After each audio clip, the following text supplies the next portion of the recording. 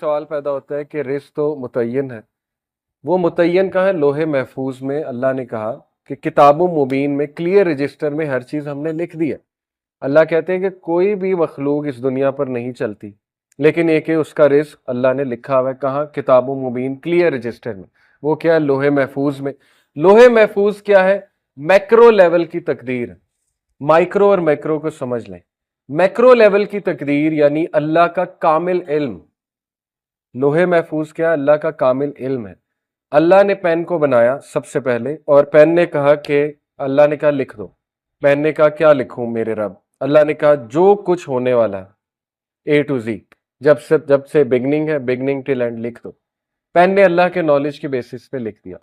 لوح محفوظ جو کہ کتاب مبین ہے یا ام الکتاب ہے یا اسے بہت سے اس کے نام ہے، تو وہاں پر یہ بھی لکھا ہوا ہے کہ اس بندے کی مائکرو تقدیر جسے ہم کہتے ہیں، جو پہلے آسمان کے لیول پہ فرشتے بیٹھے ہیں وہ لکھتے ہیں۔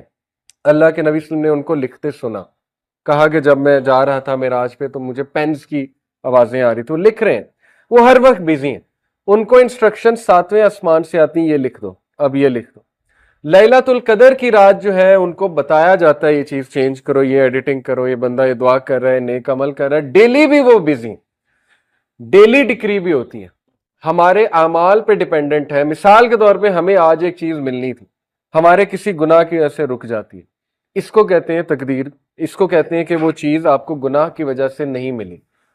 یہ ہے گھٹنا کہ اللہ کہتے ہیں نا، اللہ جس کا چاہتا ہے رزق کشادہ کرتا ہے، جس کا چاہتا ہے گھٹاتا ہے۔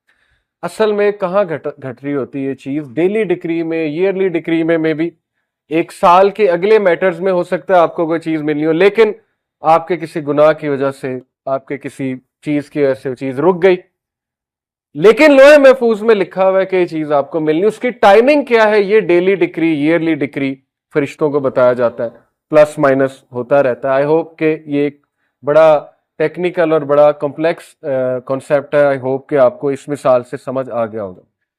تو اس میں کوئی کنفیوز ہونے والی بات نہیں، لوح محفوظ اللہ کا کامل علم ہے۔ میں ابھی یہ موبائل یوں پکڑ رہا ہوں، اللہ کو پتہ ہے، اسی لیے میں اللہ کی عبادت کرتا ہوں، اسی لیے میں پراؤڈ ہوں اللہ کا ورشپر۔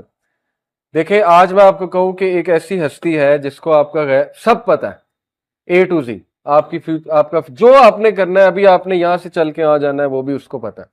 آپ کہیں گے کون ہے؟ آپ تو بیعت کر لیں گے جا کے، آپ کہیں گے میں تو ملاؤ اس سے، کون ہے؟ یہی اللہ ہے، اللہ کے علاوہ کوئی نہیں ہے۔ غیب کا علم اللہ کے علاوہ کسی کو نہیں ہے، خزانوں کا علم اللہ کے علاوہ میری فیٹ اللہ کو پتہ ہے، اور میں اس پہ پراؤڈ ہوں۔ اس میں کوئی چیلنج کرنے کی ضرورت نہیں ہے کہ یہ کیا، یعنی اللہ کو پتہ ہے نا، کچھ لوگ کہتے ہیں جی کہ اچھا اللہ کو پتہ ہے کہ آپ جہنمی ہیں یا فلانا جہنمی، تو پھر میرا کیا قصور ہے؟ نہیں، ایسے ہم نے نہیں کرنا۔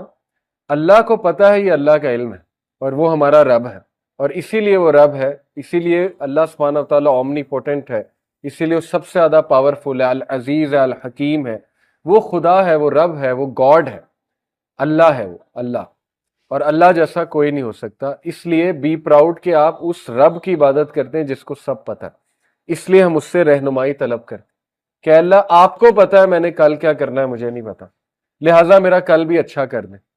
صحابہ ایسی دعائیں کیا کرتے تھے۔ حضرت عمر کہتے تھے کہ اللہ اگر آپ نے مجھے ریچڈ لکھا ہے، بدقسمت لکھا ہے، تو مجھے خوش قسمتوں میں شامل کر لیں، مجھے بلیسڈ بنا دیں۔ یہ دعا کتنی پسند آئی ہوگی اللہ کو۔ اس میں اکنالجمنٹ بھی ہے کہ اللہ میں تیرے کامل علم کی اکنالجمنٹ کر رہا ہوں کہ تجھے سب پتہ ہے، لیکن ریکویسٹ بھی کر رہے ہیں۔ اللہ کو یہ دعا کتنی پسند ہے، اور چینج ہوتی ہے، دعا سے چیزیں چینج ہوتی ہیں، لیکن اللہ کے علم میں ہے کہ یہ دعا بھی کرے گا اور چینج بھی ہوگی، اسی لیے توفیق بھی اس سے مانگنی چاہیے۔ یہ اس لیول کے کانسیپٹس ہیں کہ اگر ہماری نوجوان نسل اس کو سمجھ لیں تو اللہ سے وہ تعلق بنے گا کہ آپ سوچ بھی نہیں سکتے۔ اللہ سے کبھی جدا ہی نہیں ہوں گے، ہر میٹر میں اللہ کو شامل کریں گے۔ جتنا آپ اللہ کو جانیں گے، آپ کا اللہ سے تعلق خوبصورت سے خوبصورت ہوتا جائے گا۔ تو ہم توفیق بھی اللہ سے مانگتے ہیں کہ اللہ یہ بھی آپ کو پتہ ہے کہ توفیق مجھے کتنی ہوگی، اس لیے مجھے زیادہ توفیق دے دیں، میں دعا کروں، مجھے ہاتھ اٹھانے کی توفیق دے دیں۔ ہر چیز ہم اللہ سے مانگتے ہیں، ہر چیز۔ اور دیکھیں کنفیوز ہونے کی کوئی ضرورت نہیں ہے، سمپل۔ جو بھی قرآن میں، حدیث میں کانسیپٹس ہیں نا، تقدیر کے، رزق کے، ان کو ہم نے کس روشنی میں دیکھنا ہے؟ سنت کی روشنی میں، کہ اس کی پریکٹیکل مینیفیسٹیشن کس شخص نے کی؟ رسول اللہ نے۔ پریکٹیکل مینیفیسٹیشن کیا ثابت ہوتی ہے سنت سے؟ سب سے زیادہ قرآن کسے سمجھ آیا؟ اللہ کے نبی کو۔ سب سے زیادہ اللہ کسے سمجھ آیا؟ اللہ کے نبی کو۔ انہیں کیسے سمجھ آیا؟ انہیں بھی پتا تھا رزق پری ڈیسٹنڈ ہے، پتا تھی یہ بات، انہیں بالکل پتا تھی، لیکن ان کا عمل کیا بتاتا ہے؟ ہجرت جب کی، ہر طریقہ اپنایا کہ نہیں اپنایا؟ راستہ ریسرچ کیا کون سا اچھا ہے؟ بالکل ریسرچ کی۔ بیک اپ پہ حضرت علی کو بیڈ پہ سلایا، بالکل سلایا، وہ طریقہ بھی اختیار کیا۔ راستے میں جو کھانے پینے کا بندوبست تھا وہ بھی کیا، بالکل کیا۔ ساری ریسرچ کی، بالکل کی۔ غزوہ خندق کی مثال نے، بہت سی مثالیں ہیں، میں چند ایک دے رہا ہوں۔ اسباب اختیار کیے، بالکل کیے۔ سپائز کو، حضرت حذیفہ بن یمان کو ایز اے انٹیلیجنٹ سپائے، جو کہ بالکل جائز ہے، جنگ کے موقع پہ بنایا، بھیجا، سارا جو ہے وہ جا کر ان سے انفارمیشن ایکسٹریکٹ کروائی۔ اس کے بعد ایک پروپیگنڈا بھی جو ہے وہ جائز، جو پروپیگنڈا ہوتا ہے وہ بھی اختیار کیا، کہ مشرکین کو اور جیوز کو آپس میں ذرا ان میں پھوٹ ڈالی جائے۔ وہ بھی آپ کو واقعہ یاد ہوگا، ایک صحابی کو بھیجا، اس نے جا کے، ان صحابی نے جا کے قریش کو کوئی بات کی، جیوز کو کوئی بات کی، جائز ہے جنگ میں، اور اس کو پروپیگنڈا کہتے ہیں، جائز پروپیگنڈا، وہ بھی اختیار کیا۔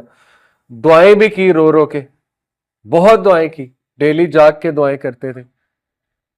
اینڈ میں وکٹری مسلمانوں کو ملی، جبکہ اللہ نے یہ کہا ہوا ہے، سورہ فتح کی غالباً آیا ہے کہ کتب اللہ لأغلبن انا ورسلی، اللہ نے لکھ دیا ہے کہ اللہ اور اس کا رسول غالب ہوں گے۔ اللہ نے تو بتا دیا پروفٹ کو کہ آپ نے غالب ہونا ہی ہونا ہے، فتح مکہ آپ ہی کی ہے۔ لیکن بغیر ایفرٹ کے اگر اللہ نے کسی کو کچھ دینا ہوتا تو محمد رسول اللہ کو دیتے صلی اللہ علیہ وسلم، کیونکہ سب سے پیارے وہ ہیں اللہ کو۔ لیکن ان کی 23 سالہ ایفرٹس آپ کے سامنے، فتح مکہ کے لیے پروسیس پورا تھا، اور وہ پروسیس سے گزارنا وہی ہے۔ اللہ کہتے ہیں نا کہ صحابہ کو کیوں اس پروسیس سے گزارا؟ تاکہ ہم ان کو پاک کر دیں، تاکہ ہم چھانٹی کر دیں ان میں سے کون جو ہے وہ منافق ہے اور کون جو ہے وہ نیک ہے، جو پروفٹ صلی اللہ علیہ وسلم کے فالوورز تھے۔ یہ اللہ کے طریقے ہیں۔ بہرحال سننا سے کلیئر کنسیپٹ آ جاتا ہے ہمارے پاس کہ ایفرٹ، سٹرگل ہمارے نبی نے جب کی، تو ہم کون ہوتے ہیں کہنے والے کہ نہیں ہم ایفرٹ نہیں کریں گے، ہم سٹرگل نہیں کریں گے؟ ہاں ایکسیپشنز موجود ہیں، ان کو ہم معجزے اور کرامت کہتے ہیں، ان ایکسیپشنز کو۔ جیسے حضرت مریم کے پاس جب زکریا علیہ السلام جاتے تھے تو سمر میں ونٹر کے فروٹس پڑے ہوتے تھے، ونٹر میں سمر کے فروٹس پڑے ہوتے تھے ان کے حجرے میں۔ حضرت زکریا حیران ہوتے تھے، کہتے تھے مریم یہ کہاں سے آئے ہیں؟ حضرت مریم کہتی تھی یہ میرے رب نے دیے۔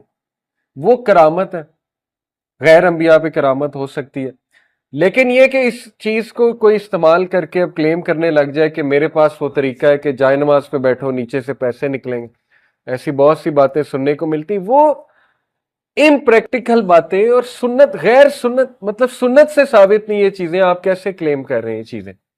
وہ کرامت ہے، معجزات ہے۔ بنی اسرائیل کو من و سلوہ آتا تھا بغیر کوئی محنت کیے، اللہ دیتا تھا، رزق دیتا تھا۔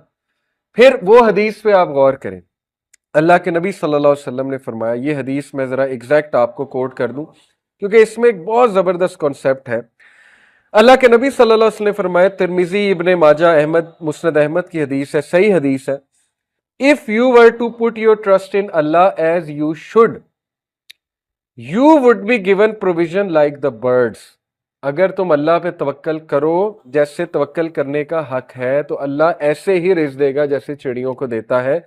They go out hungry in the morning and come back with full bellies in the evening۔ اس میں کی ورڈ کیا ہے؟ They go out, they don't sit۔ یہ نہیں کہا وہ بیٹھی رہتی ہیں اور بیلی فل ہو جاتی ہیں، کیا کہا؟ They go out۔